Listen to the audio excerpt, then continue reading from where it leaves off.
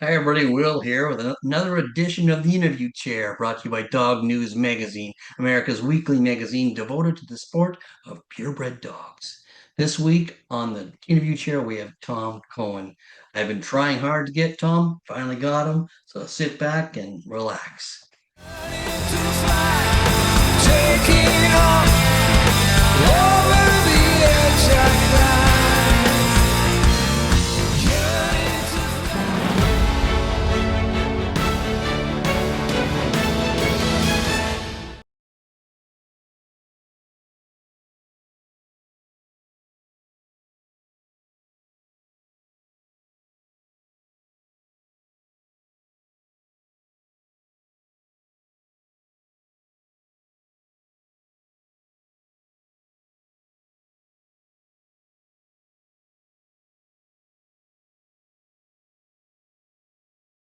Well, hi, everybody. Welcome back to the Interview Chair with Will Alexander, brought to you by Dog News.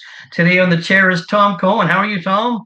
I'm good, Will. Good to see Good to you. see you. It's been hard. It's been hard to get this connection. We talked about this. Well, I guess it was last year, but we did it. So far, so good. Life gets in the way. Things are good though. Uh-huh. Yeah, Yeah. things are great. Naomi as well. Yes, Good. Excellent. we're hanging in there, Will. We all are. How's the weather down there right now? Is it summertime yet? It's beautiful today. Oh, It's, good. it comes and goes, and then we'll have a little snow, just a little, nothing big. Where exactly are you? We live in the Berkshires of Massachusetts, which is on Okay. the New York state border, right in the corner, Connecticut, New York, and Mass. Okay. Yeah.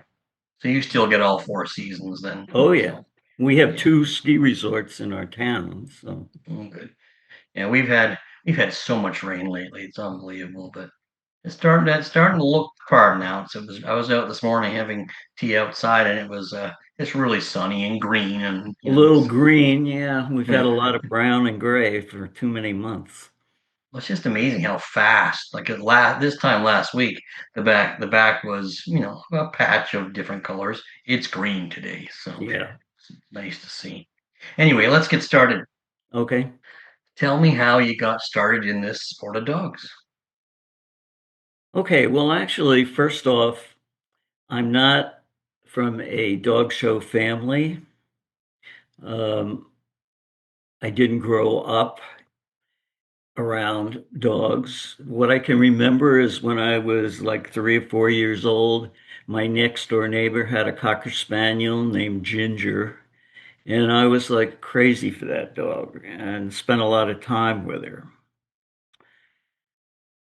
When I actually was introduced to the world of dog shows and dog breeding, when I was about 10 years old, maybe 11, I was in a stationery store. I grew up in Islip, Long Island, which was on the east, toward the eastern end of the island.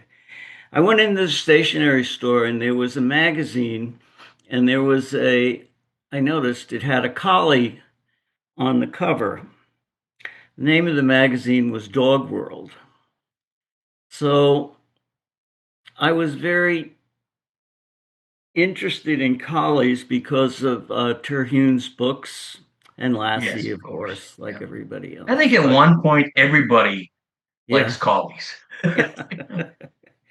So I bought the magazine, took it home, read it, I don't know, from cover to cover and backwards and everything. And that introduced me. I remember there was Lloyd Brackett had an article in there, and I read it all and was really intrigued by it.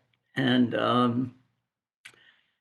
in 1960, I saw in the local newspaper, which was the Newsday, that there was a collie show in Hempstead, New York, at the Armory. So I talked my grandfather into dropping me off for the day. And I sat there, watched the whole thing, and listened to what the people were saying that were sitting behind me and stuff. I'm a How great old were you here? 10, 10. Okay. 10 or Wow. 11. So I was so taken with the dogs, certain ones of them. I think really, when I think back on it, that that day was one of the most important days for me. I mean, to see the differences between the dogs. Some of them were really beautiful, and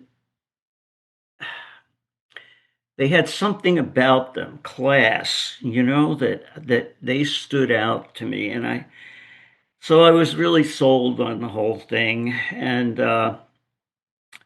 what's interesting is there were 125 collies there that day. And the judge was a woman named Mrs. William H. Long. She was a collie breeder. She was a very imposing figure. I mean, she also did all Best in Show and so forth, but she she really impressed me with her stature and that she seemed so comfortable and definite in her decisions. It was pretty impressive. So I guess it was in about 61. We went to my aunt and uncle's wedding down near outside of Philadelphia. And while the reception was going on, my cousin and I got a hold of a local newspaper and found an ad for Shelties in there. So I bugged my parents. Finally, we did go over the next morning and ended up bringing back a sable male Sheltie whose name was Mac. So then I started going to obedience classes, and I liked that, but I was more interested in the competition of the conformation. So Long Island was really uh, big on match shows. There were, a lot of those shows with entries over 200. These weren't, it's not like it is today, Yeah, I And remember. so some of the people that I grew up with, we were all at the match shows a couple times a month. Donald Sturts, Patty Proctor, Bonnie Threffel, Pam Hall, Pat Cruz, and just a host of people. Desi was from Long Island as well. That's So, quite the group. okay. Can I just get you to back up a little bit, Tom? You're getting a little too close to the camera. There we go. What Sorry, about go that? ahead. Yep, Okay. perfect. Okay. Um, so I was fortunate that I actually grew up in this town of Islip, and at the time there were a collie kennel there. It was called Royal Rock, and it was Les Canavan and Verna Allen. So somehow they hired me to work after school doing mowing and so forth around there. And they could tell I was really, first off, interested in the dogs more than anything. So one day Verna came to me and said, Les is getting her handler's license and you can go to the shows with her and help her out. Well, that was great.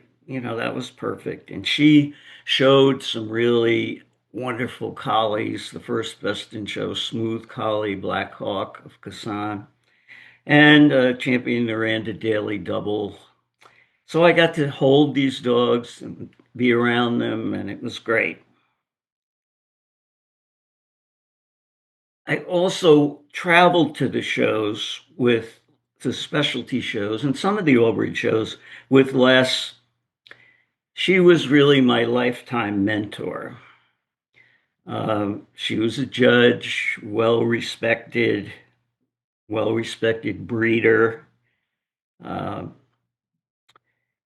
level headed, patient with all my questions. Probably drove her crazy, but and the other person who was in the van with us was a guy named Brian Carabine, who was from Ireland, and he had some wonderful Aranzone collies. And he was really another mentor to me.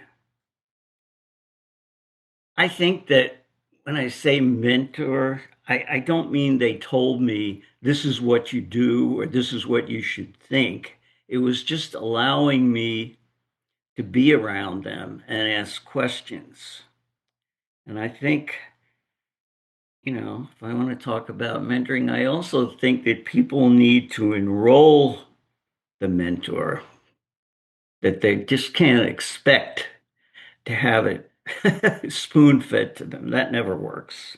The other person who was in the van most of the weekends was Frank Hara, who was a rep, AKC rep for 29 years back here in the East.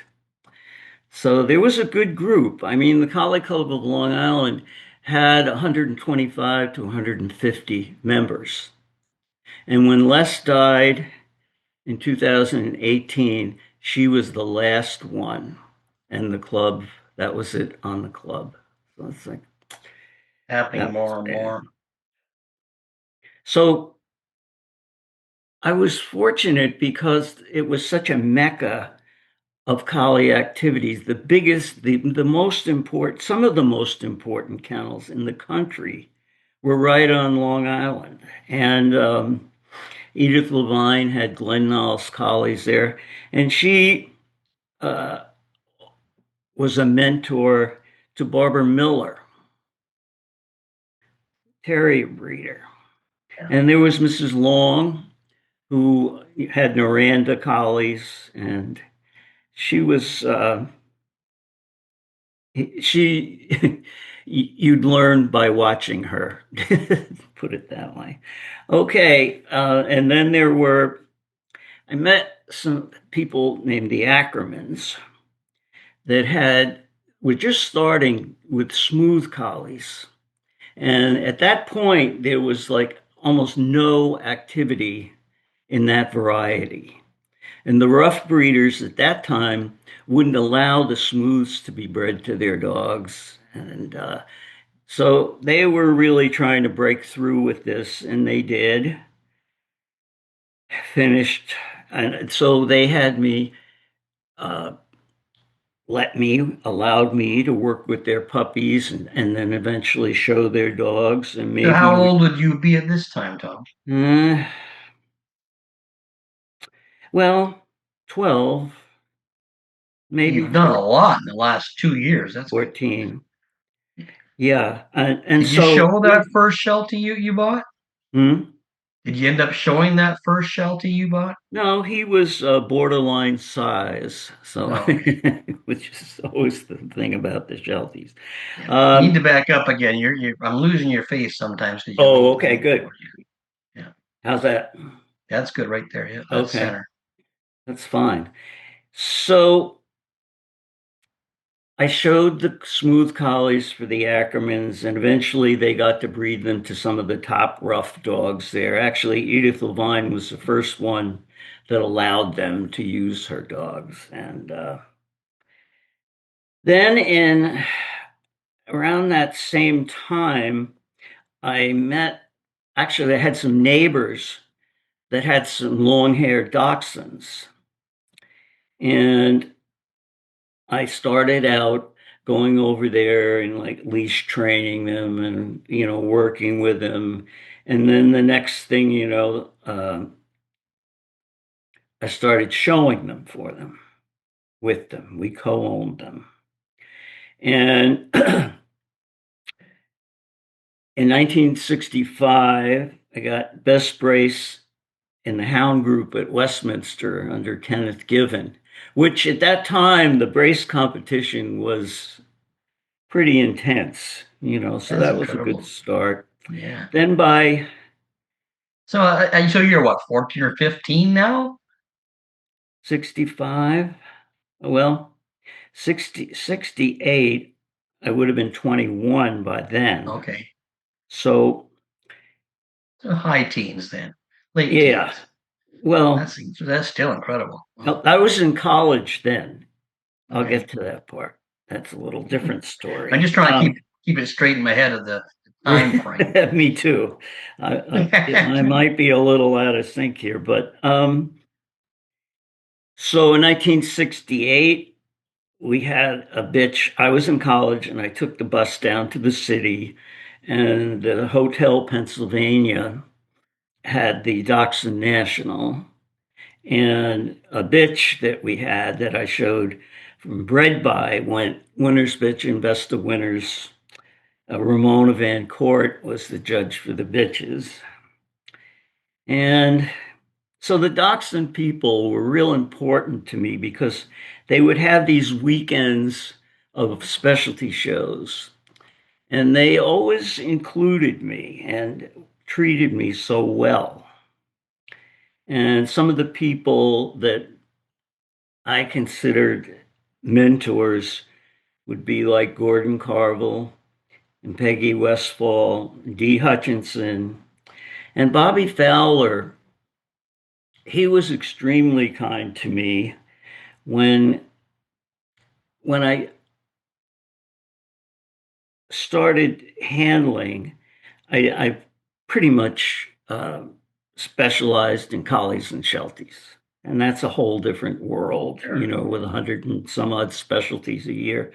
And when we were at the All Breeds, he would always come over and say, I won several varieties. Will you take one in? And after a while, it just become a standard thing. He would come over and I'd see him coming and I knew what the story was. So that kept my interest in. And that was one of the breeds that I applied for. Actually, the only breed other than the herding breeds. So I need to back up a little bit. In 1962, uh, I attended the first Sheltie National, and I think I was in ninth grade, maybe. It was in Bucks County, Pennsylvania. And a local breeder, Carol Shurak, was kind enough to agree to take me along. And that was a real eye opener for me. I mean, that was a real eye opener. There were several dogs that had been doing a lot of winning, and they were very different. So I got to see the range, call it that. And Yeah, it's a good way of putting it. and then in 1962, same year, I met a couple named Irene and Phil Brody, and they had a litter of puppies by a dog, a top winning dog from the Pennsylvania area. And the owner of the stud dogs asked me, would you go look at those puppies and see if there's anything there? I don't know why she would ask me at that point in my life, but somehow, They saw something in you. yeah, I guess, I don't know. So anyway, I went over there and they had this litter of puppies and we became really good friends for years. We were friends until Irene passed away, but we would sit around with the standard, and we were both had an artistic background, and try to draw what we thought the standard was talking about, you know. That's a difficult assignment. I wish I still had all those drawings, Yeah, whether the head was too blocky, the head was too long, and the head was not that'd finished be a enough. great experiment. Yeah. So we were actually real students of the breed. I don't think there are people, I'm not sure that there are a lot of students now. They're students of winning rather than students Yeah, of, I think you'd be surprised, Tom. Every once in a while, one comes into the bush, and they you can tell they want to learn. So yeah, I'm not giving up yet. right. Oh, no, no, no, absolutely not. But I don't know. there's too much distraction for these people. Well, there's too much distraction for everything. It's amazing we still have a population in our sport sometimes. It's true. So anyway, they had this litter of puppies, and they grew out two dogs, a blue merle and a tricolor. And we used to sit there and we'd be saying, and I had uh, Peter by that point, which I'm going to talk about that, but we'd say someday people are going to know about these dogs. But we had the drive. I guess that's what separates the men from the boys. There's no Anyway, question. Like I remember being a youngster and having a stack of dog magazines beside my bed. That was what I read. So, yeah. because you wanted to know those things back then. Oh, yeah. Yeah.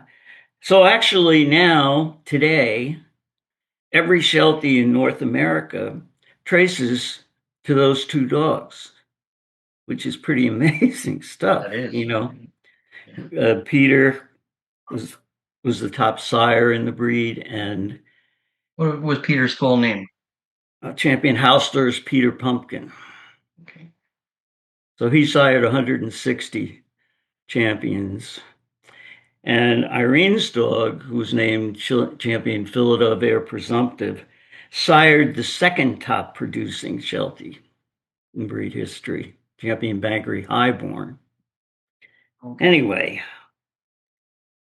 also in the 60s, I met Julie Desi, who was starting out about the same time as I was, and we became friends. She was from the Detroit area, and I would fly out to Detroit for the Coba Hall shows, and I used to then love those shows. we would go, yeah, we would go kennel hopping. Get to see what the dogs like there out there were like, and she and I, stayed friends for 65 years or something. My other story that I could tell you that was an interesting one from the 60s. Uh, in 1964, the Collie Club of America was held in Riverhead, Long Island. And on the day before, they had like the national sweepstakes.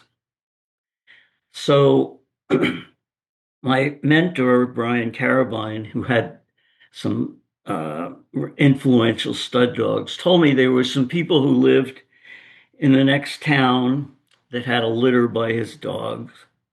And if could I take a look at them, and maybe if I thought they were good, I could show one at the sweeps. Well, the people that had them really were just novices, but the bitch was well bred. His dog was a good producer.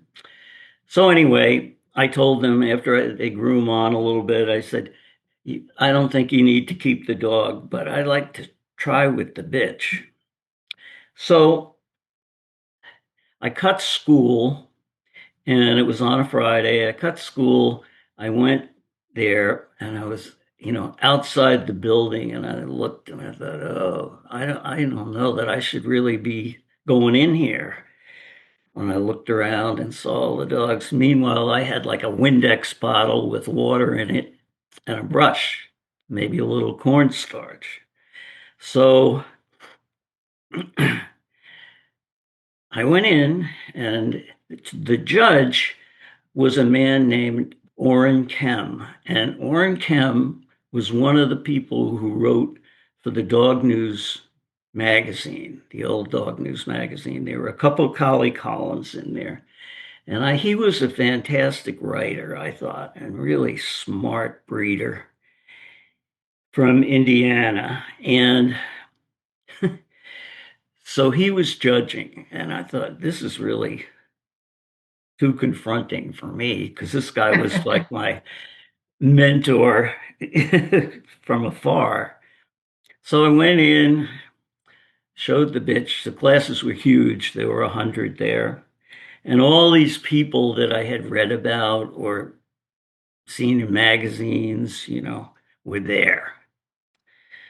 And Brian Carabine, of course, he was watching what I was doing. He had his own puppies, but so anyway, won a good sized class. I think it was 9 to 12. And then I went in at the end, and all these breeders, I looked to my left, I looked to my right, I recognized who they were, and we were like showing our hearts out there. And I ended up winning the whole thing. And then the local paper had high school student wins at collie show. So there was no way I was keeping that a secret from the Exactly. You were school. caught. Yeah. I loved um, when the papers used to report on us. That was great. so let's see. Probably the most important thing. Well, I did while I was in college, I went upstate to college because I was an art major and they had the best art program. Turns out that there were local dog people and I could still get to the shows. So Mary Brewster, who was Sari Brewster's mother, they would pick me up and the three of us would go to the shows. And it was quite an experience. And Sari, lived about an hour from us here, and we stayed friends. And Naoma, Sari, and I for all the years. It was She was a wonderful lady. I loved showing to her. I yes, loved she was Yeah, great, great. yeah. So the thing that really was the most important thing at that point that happened to me was in 1966. I went to the Cape Cod shows. And I had a puppy that I had bred, and he was nice. He wasn't great. He was decent. And while I was there, I saw this dog that I was crazy for. I was so taken with this dog. I beat him with the puppy that I had, but this was the dog. And so I was staying with a friend who has a Sheltie breeder up there, well known. And I came back from the show. I was all excited. I said, I saw this dog. This is the best headed, best combination of head and body that I've ever seen. And she looked at me like I was nuts. And she said, who was it? I told her. And she said, oh, why would you want him? I told her. I thought what I saw. And she said, well, how much would you be willing to pay for this dog if you could get him? And I said, $500. She said, that's a lot of money for a kid. Well, I had a lawn mowing business, so I wasn't really that worried about the money. I cut people's lawns in the neighborhood. Anyway, took me a while. I kept writing to the breeder, who was a woman named Edith Overly, great woman. And I wanted to buy the dog, and I promised her I'd do right by him. And finally, she reneged, and I paid $200 for him. So I didn't pick him up till after the Boston shows because he and his dam were in the brace class. Back then, braces were at some shows important, and they went best bracing show. I took him home. The dog needed a lot of socialization and conditioning. Wasn't a great eater, and so I had very little agreement on this dog. And there's one or two breeders that got him, but not the mainstream. So I started showing him, and once I got him going, he finished reasonably fast. He placed in the group once. And when it was hard back then, because it was the working group, Sure. not the It's a herding big group, group. you know. was harder. And I finished him. Then in 1968, I took him to the garden, even though I knew he wasn't ready. But I was sitting on the bench with the dog, and this man came by. He was walking by looking at the dogs, and he stopped and he said to me, "Son, that's a good dog you have there." And I said, "Well, thank you." And he said, "Do you know how good he is?" And I said, "I think so." Turns out it was Mike Kennedy, who was the manager of the famous Bellhaven Collie Kennel. And I mean, that meant more to me than just about anything. And I'm not sure. I know he didn't live that much longer, so I don't know if he ever knew that the dog made good, that he was right. But he was an incredible. He managed that kennel. He actually got Best in Show with the only collie that ever got Best in Show at Westminster in Oh, wow. 1929. And he was a great guy. Also in 68, when I was in college, I didn't have much money, but I really wanted to go to the Sheltie National, which was in Kansas City. So I had an idea, and Peter had his firstborn puppy, which wasn't born until after he was 2 years old. I took the Peter and the puppy in one crate. They would let you do that back then, and flew to Kansas City. I wasn't quite sure how I was going to get home, but I was hoping I could win some money in the futurity with the bitch puppy. To get you home. And anyway, uh, Peter, the bitch puppy, did place, I think, second in the futurity, and that was helpful. And pretty much, I think the locals kind of took care of me or felt sorry for me. I don't know. Anyway, won the national, and that was in 68. 69, I went to the national, and he didn't win, but that's when I met Naoma for the first time. And she Big was, national then, important national. yes, she had one of her bitches that she was showing.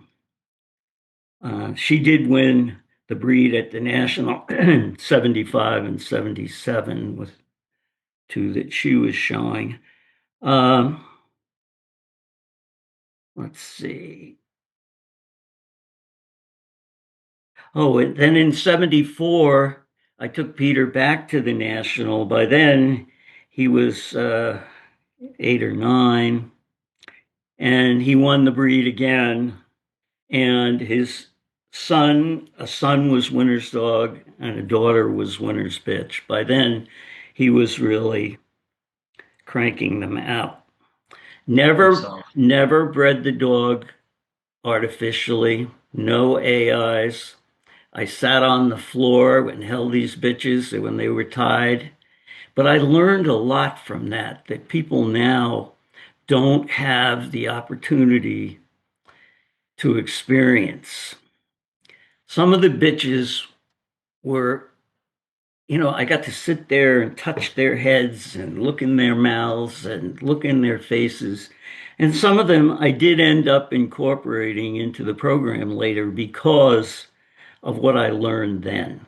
And now you put the semen in a box and you send it off. You don't know what the bitch looks like that your dog's being bred to, and you don't know what he does well with. yeah, that I think it's important for a stud dog to be a stud dog because Yep. they think they're better when they're being Yep. stud dogs. Absolutely.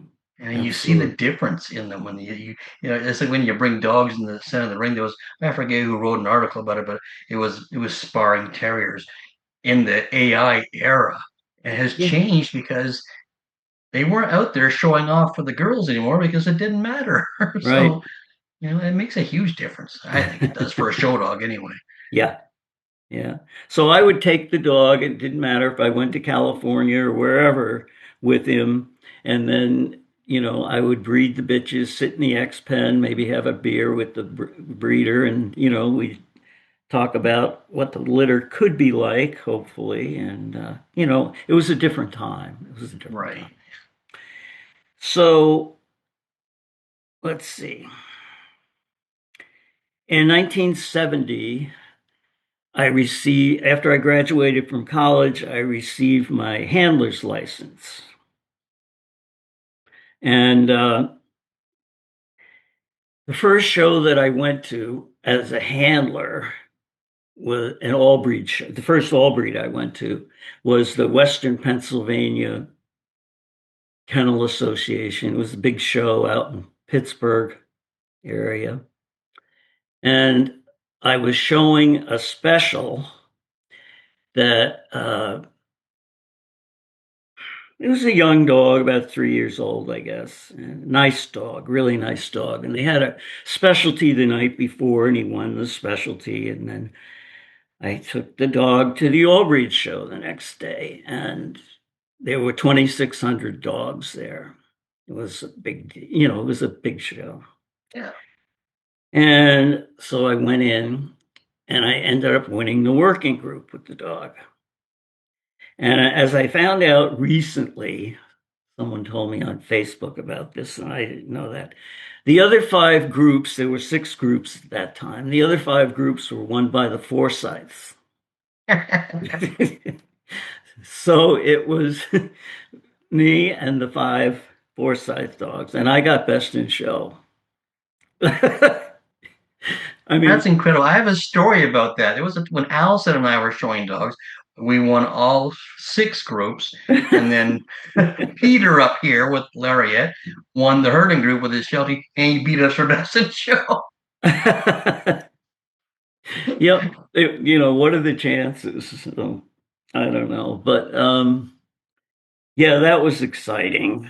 Uh, let's see, what else can I tell you? So Peter passed away in 78, and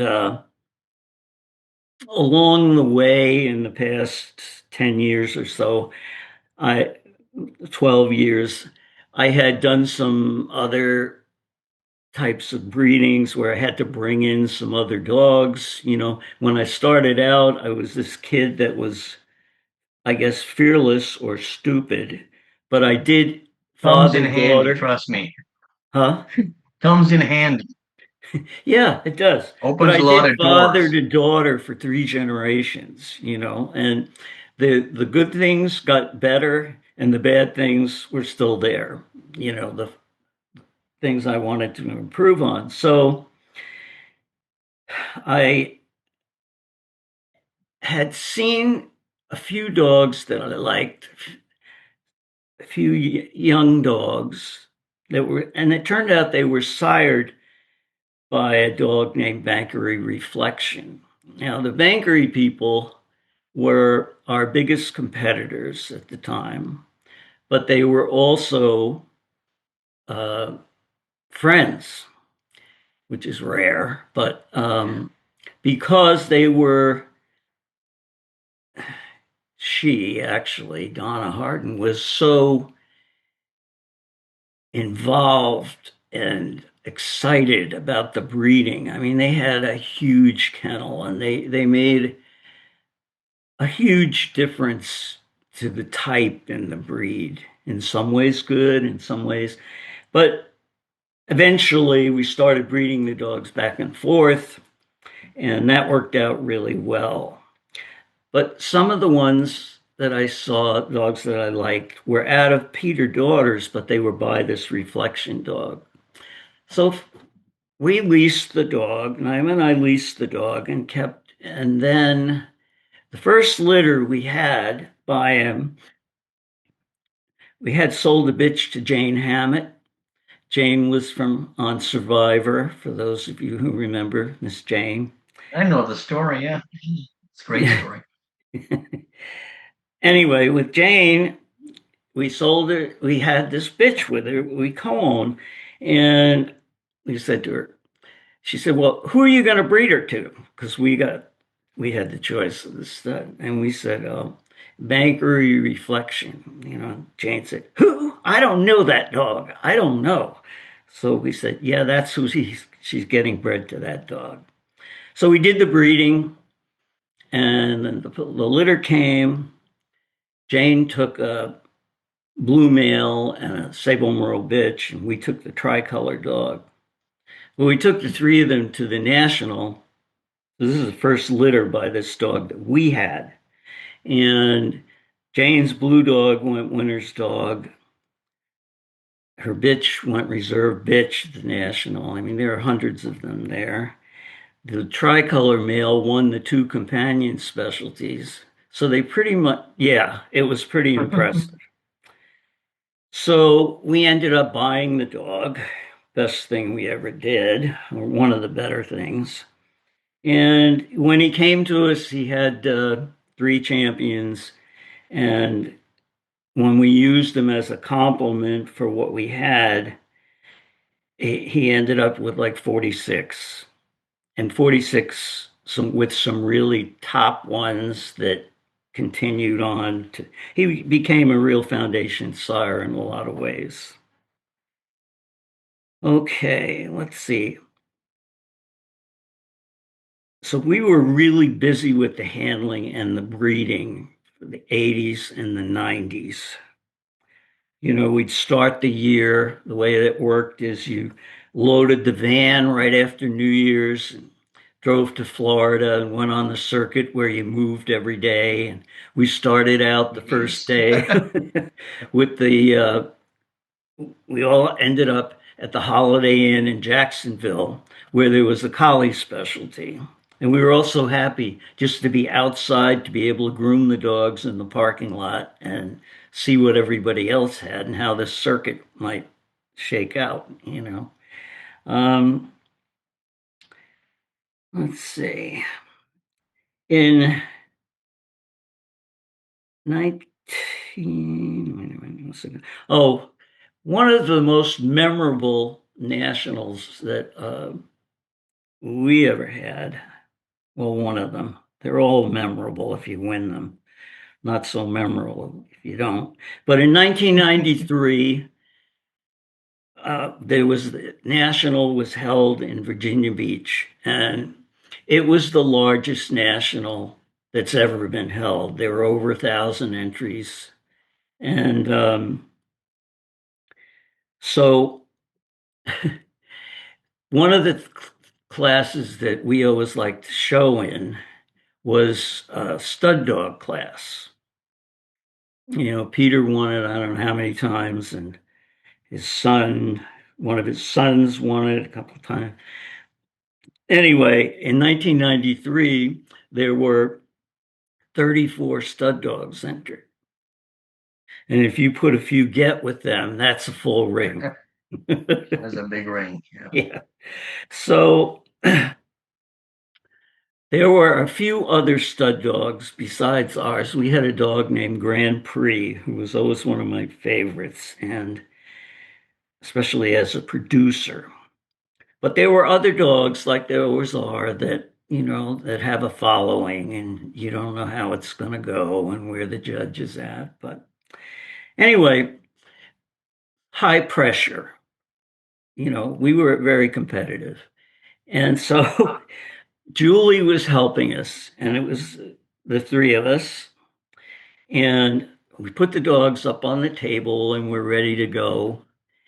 And then I started looking around and I'm thinking, what if it doesn't go right? It often doesn't go right, or it can't go right. So they're all groomed up and they're looking great. And I kept thinking about it. And I think about it. I said, put the dogs back in the pen. We're not doing this. Not today. So I went outside and I smoked at that time to have a cigarette. And they had one of those big billboards that lights up. So I'm out there. I look up. The billboard says Grand Prix, which was the name of our stud dog, right? I ran inside. I said, put them back up on the table. We're going to do this. They looked at me like, are you nuts? So we went in and we did win in. And it was like really gratifying. It was really something. And It was a sign, literally. yeah, exactly. I couldn't believe it. And it was really about some car show that was supposed to happen the next week at the convention center. But then the next day, we had a Grand Prix son, one of the ones who was in the stud dog class, and he ended up winning the breed, which was like a really huge thrill. Huge. Let's see, some others important wins would be in 1999, we went to the Greenwich Kennel Club show, which was like a big, prestigious show for the East. D. Hutchinson was the show chair, and you know, people flew in from everywhere for that show. There were like lots of top dogs.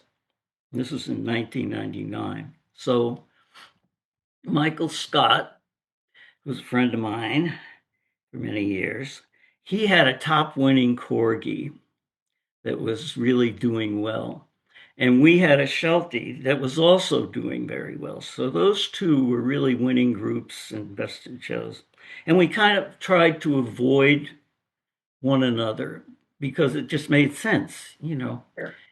And Till you have to. So yeah, but we ended up at Greenwich together, right? And George Heisman, who I always really liked. me too. He was a Yeah. character.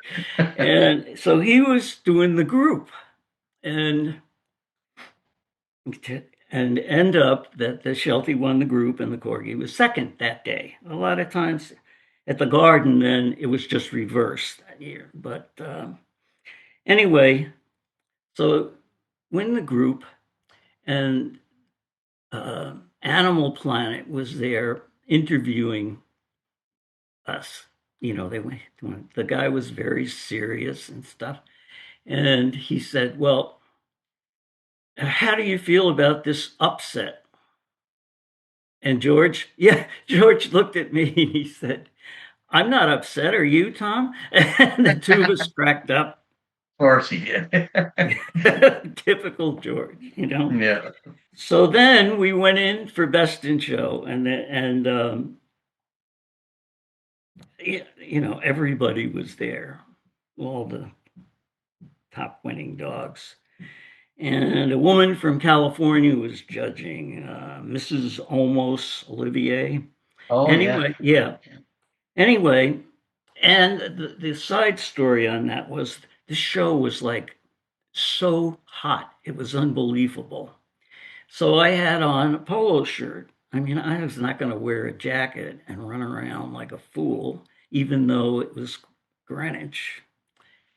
So I find out the other handlers tell me they were taking bets to see whether I would change my shirt and look like some of the more well-dressed people. Well, I didn't, because I thought, well, I'm not going to get Best in Show here anyway. And so go in, and darn if we didn't get Best in Show. And here I am, I've got my striped polo shirt on, but it didn't seem to matter. We went back the next year with the same dog, and he went Best in Show again there under Peg Walton. Oh, yeah. Yeah. Let's see. In 2000, we judged. When did you get? Now we're jumping ahead. So when did you retire from handling and start judging? 2000. That's what I was Okay. Yeah. Okay. We retired from handling and showed our own dogs, which was nice for a change. That year, we judged the Japanese national, which was huge. And it was kind of an interesting story in that we had exported dogs to Japan starting in the 80s. And so a lot of the foundation dogs there were came down from dogs that we had sent over there. And they wanted a list of the dogs that we had exported to Japan so that none of their offspring could be shown. So we sent the whole list, but one of the dogs, uh, who's Champion McDaga Evergreen, was somehow left off the list. I don't know whether the owner had some pull strings that he could pull or whatever. Anyway, so we thought, well, this is nice. We won't have to worry about putting up our own breeding, Sure. you know. Mm-hmm. So there were, I don't know how many Shelties, maybe 250, 300. It was a good size, and it was hot. It was so hot. And when they would run, they had the lines marked with lime. The lime would get in your face and your eyes. It was just not ours though, because we were judging. But anyway, they left this one dog, left his name off the list. The others, anything that came down, they canceled the entries. So Naomi judged the dogs. She gets it down to 3 dogs at the end: a blue, a tri, and a sable. They're all the 2 older dogs, the tri and the blue, are by this evergreen dog that we had sent over there. And the other one was a son of one of those 2. I mean, what are the chances? But you like what you like, you Right. know? It's just, yeah, exactly. And then in bitches, I ended up putting up a sable bitch that couldn't have been more inbred on her stuff. And it's just the way it goes. You like what you like. And also in 2000, the ASSA sent us to the World Sheltie Conference, which was held in England. Evidently, the English Shetland Sheepdog Club had inherited some money, and they decided to have this conference on World Sheltie type. Well, the thing was, we didn't really know, and each one of us, I was asked to give a presentation for like an hour or something like that. And so I tried to show them the evolution and so forth. Anyway, we didn't know that the object of it was to kind of exclude the American type, that they were worried that they were going to infiltrate the breed over there. So I had never, I would say now this picture, this bitch is ideal expression in the United States, and they would like laugh and boo, and we had never been in a position like that before. Right. It was really quite something. Or the one presenter said, he'd say, Sweden, no American Shelties, no problem. Denmark, no American Shelties, no problem. And this went on through the whole list, and we're sitting there. So we did become friendly. With some of the people. There were some nice people that picked us up at the airport when we flew in to Heathrow. And then just before they pick us up, and we think, isn't this nice? And they took us to Cambridge or somewhere, left us off. And before they left, they said, please don't tell anybody that we did this. It's like, really? Ridiculous. So we were just unprepared for this. And there were some of the older breeders who were really nice and interested in what we were doing. And Sure. after the show, they had a little get together, and all these people brought their puppies for us to look at and talk to them about. And, it ended up fine. Some of the people we we stayed friendly with for years, you know. Um, So what made you two decide to retire and become judges? well, we were on the road for 30 years every weekend. I think So it you've was been just there. time. And it seemed to me like the clients had changed in that we showed for longtime breeders for a long time, where we were showcasing their breeding program. And then it turned into not all, but a lot of people who just found themselves owning a dog and having no idea about its type or virtues or faults. They just wanted to have a champion. Ego. Yeah. Yeah, and that somehow then it's not so satisfying for showing for these people. I That's just the way that I saw it, and it was frustrating because people would bring us dogs, and then we'd say, "Well, we're sorry, we really think you should save your money and get another one, get a better one, you know." And after we stopped, all these dogs that we had rejected were out at the shows with other handlers and winning things, and so it's the old story about the breeders. Where are the breeders? And not so easy breeding dogs now with all the restrictions and the expense and I don't know. But the judging, we've had some wonderful judging assignments. 4 times we've been in Japan and judged and gave seminars in China a couple of times and uh, Denmark and Brazil. Brazil, I did the Dachshund National. It was huge for that club. That was really a great assignment. The Garden. I never thought I'd be judging at the Garden, you know, and I just finished my fourth time on that. And Royal Canin, I've done the group a couple of times, and last year, I was so lucky to get honored to judge the best bred buy-in show, which was really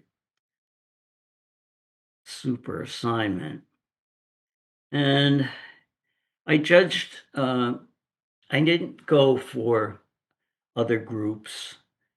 I just wanted to be able to do the group like a breeder would do them, judge the breeds like a breeder, and you know, I I, I stuck with that and the dachshunds. But I did the group about 40 times, and then I applied for best in show.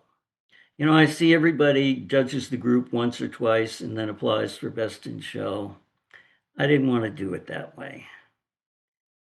So it's been a great run. And, Naomi and I were so fortunate. We have two opinions. If we were growing out puppies, they had to make the grade for both of us. Or if one of us said, "Oh, no, I don't get this anymore. I don't like the way it's growing up," or whatever, then it wasn't easy for them. But we tried to keep it down to about 10 dogs that we housed. Plus, we had client dogs, and all those collies and stuff. Sometimes at the Collie National, one year we showed 26 collies. They brought food into us so that we could eat while we were grooming. At least you got to eat. Yeah, right. Um,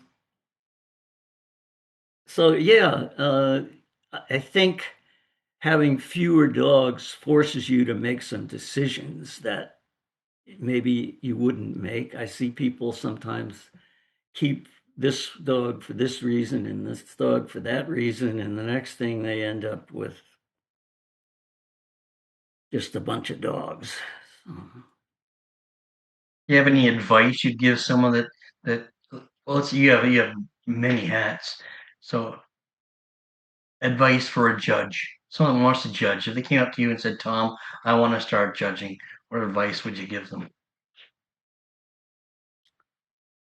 well, the way I feel about the way that we evaluate judges is by what dogs they had, what dogs they bred. And I think a good breeder in one breed can be a good judge, can catch on in other breeds. But if you haven't been a breeder, it's very hard. And if you want to go to some of these seminars and check off the boxes, someone was telling me the other day, well, I could get a half a point if I did this, and I could get a half a point, and it just, uh, It's hard it's to just, listen to. It yeah, is. We don't yeah, have this as strict a system up here. It's the same idea. I'll be at a seminar and they'll be chatting away and they'll say, "Well, can you sign this?" You know they weren't even listening. It's just yeah, yeah. So I think, unfortunately, as there are fewer and fewer longtime breeders, the pool for astute judges diminishes. well, I think you're right. I think if you look at our population, there are still some stars out there that are going to Hmm. rise. But you're right. Overall, we don't have the numbers we had before that you wanted to. You saw on your calendar 6 months from now that I want to go there to show my dog to that person. Yeah, but that's for an opinion. That's not for a ribbon Right, necessarily. exactly. And that's a big, Even that's true. myself as a handler, I would see certain judges. Just for example, see Mrs. Clark, and I'd see her, and I'd have a brand new Irish setter or whatever, and I would see that 3 months down the road, Mrs. Clark doing wherever, and Right. I would aim for that show. you know, I would work Yeah, for that show. I wanted to know what she absolutely. thought. Hmm. And it was important back then. It really was. Yeah. So if you were to meet, let's say, it started pretty young. If you were to meet the 20-year-old Tom now, is there any advice you'd give Tom? 20, I'm thinking. It's so long ago. Uh, no, because I had the drive. I may not have had, been the smartest, but I had the drive for it, which I think that's so important, you know. There's no question. We all have to have that drive. If you don't have that drive, you're not going to excel. You know, Yeah, on in my belief. anything, Yeah. in anything. Yeah, yeah. Advice for judges, you want to become a judge, talk to the people who are good breeders in their breed, the ones who have risen to the top, not your neighbor or not the friendliest one or whatever, talk to the people who have had good dogs. I think that's really key. Well, there's no question because those people. It's almost like you're standing on the shoulders of giants. Then you're choosing these people wisely. There's so many people make mistakes going to dog shows, and they're befriended by somebody, and that someone's pointing them in the wrong direction, and it puts them 10 years behind. You know, you've got to do Right. it yourself. Yeah. Yeah, and you don't know what people's agenda is, No, and exactly. you've got to weigh that if you can. The sport has so much going on with egos and jealousy that you've got to push that aside and decide what you want to do. And like in my seminars, I always talk about going to the show. Say you want to have an English cocker, and you would watch English cockers for a few months, and you would see who rises to the tops, and then you would talk to that person. It's Exactly. Yeah, Sure. You know, that's Seems why, easy. huh? I consider myself so lucky to have had so many good people that I was around, you know. Yeah, that was quite an education you had. Yeah, Yeah, yeah. and And and it's still out there for these people if they want to look for it. yeah, I think so. They're all I so into mean, instant gratification that they don't want to take the time to learn. I had to compete with Jane and Bob. That was Janie said one time she said, someone told me, she said, at the time the Shelties were shown really strung up, right? So I didn't like that. I wanted mine to move freely and everything. Janie said, if that kid gets a little longer lead, he can run down and back and leave the dog with the judge. I can hear her saying that. They were great to us, though, really. Yeah. Always, both of them. I liked them a lot, and So our sport's been filled with characters over the years that were not that we've lost so many of them, but they've made such an impression on us. yeah. I think we grew up in the best time, the best time. Oh, yeah, absolutely. Yeah, yeah, And I often wonder if maybe we could have done better bringing this next generation along, but I don't know how you do it, you know? yeah. Like you said earlier on, there's so much distraction. I can just imagine any of the bosses I work for. If I was sitting at the X-Men's looking at my phone, I would get a dog bowl over the head or something Yeah, like that. absolutely. Yeah. Yeah. That was one thing I didn't say. I worked for Steve Shaw He was great. I love Steve Shaw. he was tough, I can but see that. I didn't know on that level. I just knew him as a judge. But he was tough, but he was, uh, a perfectionist. I appreciated that. Well, one thing he told me that really I always remember, he said, if you have good dogs, have a good dog, and you groom it well and keep it in condition and show it well, you will win, yep, And I think when I look back, I think, how did I end up getting, these best in shows on Peter? It was when I was a kid, there was no advertising or promotion or, I remember the first time I won the group was upstate New York and Earl Adair was judging. And so I put the dog up on the table and he went over the dog and he looked at it. And he said to me, if he can move, you're in good shape, son. I love that.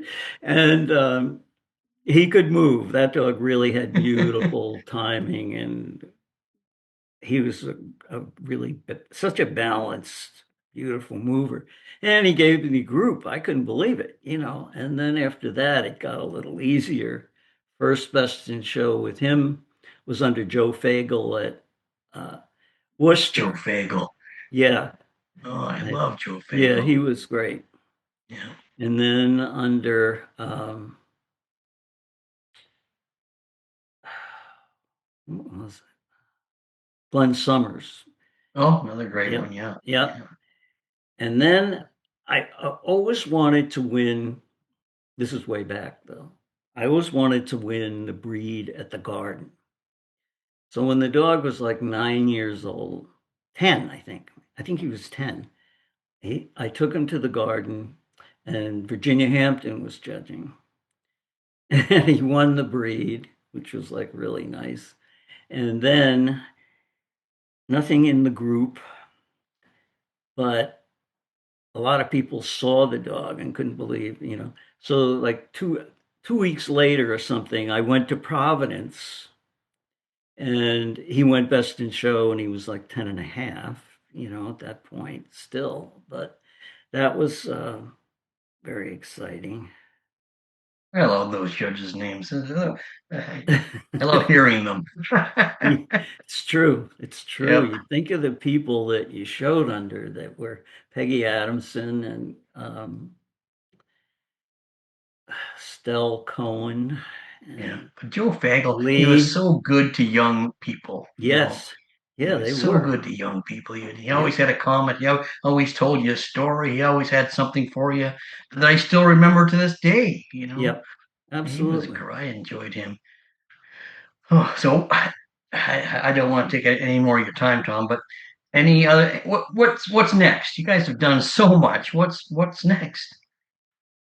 Well, we're still judging. We don't go every week. I don't want to go every weekend. It's like Right. been there, done that with the handling. And so we have uh, a fair amount of land here, a lot of upkeep, a lot to do, a lot of gardening. But we're also involved with antiques and we're collectors of dog art and so forth. And we're busy with that. I don't know. We stay pretty busy.